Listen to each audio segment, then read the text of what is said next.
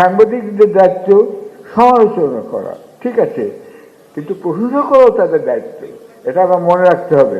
আমি এখানে যখন আবার ফিরে পেলাম জায়গা দিন, আমি সম্পাদকীয় বিভাগকে বলেছি, তোমরা খেয়াল রাখবে একটা ছোটোখাটো প্রশংসার কাজও হয় যদি ব্যক্তিগতভাবে সরকারিভাবে, ওই কথাটা সম্পাদকীয়তে লিখো, খালি সমালোচনা করো না।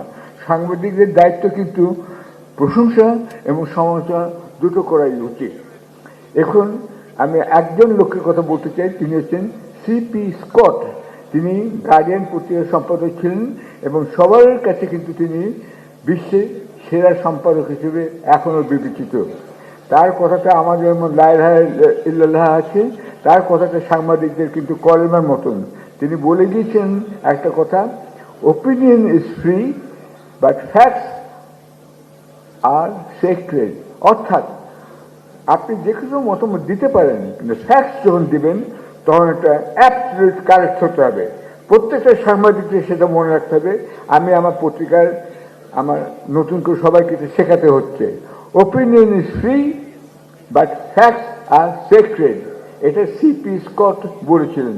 আমি আমার পত্রিকা অফিসে একটা যন্ত্র প্রেস তার নামে উৎসর্গ করেছি, আরেকটা হচ্ছে ভল্টেয়ারের নামে। ভল্টেয়ার বলেছিলেন যে তোমার মতামত আমি একদিন না করতে পারি, কিন্তু তোমার মতামত রক্ষার জন্য আমি জীবন দিতে পারি। সাংবাদিকদের কিন্তু এই দুটো কথা মনে রাখতে হবে। মনে রেখেই আপনাদের অনুরোধ করছি, সাংবাদিক হয়ে যাওয়া মানেই ফ্রি লাইসেন্স পেয়ে যাওয়া, সরকারের সমালোচনা করা, ইউনুস সাহেবের সমালোচনা করা, এটা কিন্তু নয়। আমি কিন্তু সরকারকে টেনেই বলছি, আজকে যদি 111 না হতো তার উপর কয়েকটা আপনার তত্ত্বাবধায়ক সরকার হয়ে যেত। এখানে কেউ কেউ আছেন সাংবাদিক, তারা কিন্তু তত্ত্বাবধায়ক সরকারের বিরোধিতা করেছিলেন, যার ফলে আপনারা জানেন যে 111 হতে পারলো। এটাও কিন্তু সাংবাদিকরা বিশাল ভুল করেছিলেন। তা যদি না হতো তাহলে হয়তো 2008 সালের নির্বাচনে বা 7 সালের নির্বাচনে বিএনপি জিতত অথবা আওয়ামী লীগ জিতত।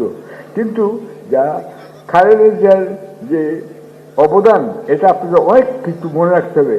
তার অবদান কিন্তু হচ্ছে যে এই যে তত্ত্বাবধায়ক সরকার করে গিয়েছিলেন, সেই ধারা যদি অব্যাহত থাকতো তাহলে কত ভালো হতো। আপনারা চিন্তা করুন, খালেদা জিয়া তত্ত্বাবধায়ক সরকার করে হেরে যাওয়ার পরে তিনি সূক্ষ্ম কারচুপি, স্থূল কারচুপি এসবের কথা না বলে তিনি নীরবে বিদায় নিয়ে চলে গেলেন। আওয়ামী লীগ ক্ষমতা এলো 96-এ। তারপরে আবার দেখুন 2001 সালে অত্যন্ত অপ্রত্যাশিতভাবে আওয়ামী লীগের বিএনপি আবার ক্ষমতায় ফিরে আসলো।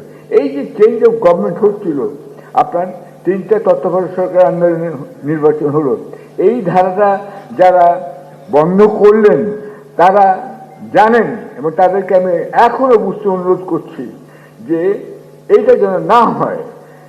যদি বিএনপি আবার ক্ষমতায় আসে তারপরে কি হবে আমি জানি না, সেটা পরের কথা, কিন্তু সাংবাদিকদের সতর্ক থাকতে হবে। এই তত্ত্বাবধায়ক সরকার যদি ফিরে আসে, সেটা একটা জাতীয় সম্পদ, বিদেশে খুবই প্রশংসিত হয়েছিল, কিন্তু এখানে কয়েকজন সাংবাদিক প্রচণ্ড ভুল করেছিলেন। ব্যক্তিগতভাবে তারা আমার কাছে স্বীকার করেছিলেন তারা ভুল করেছিলেন।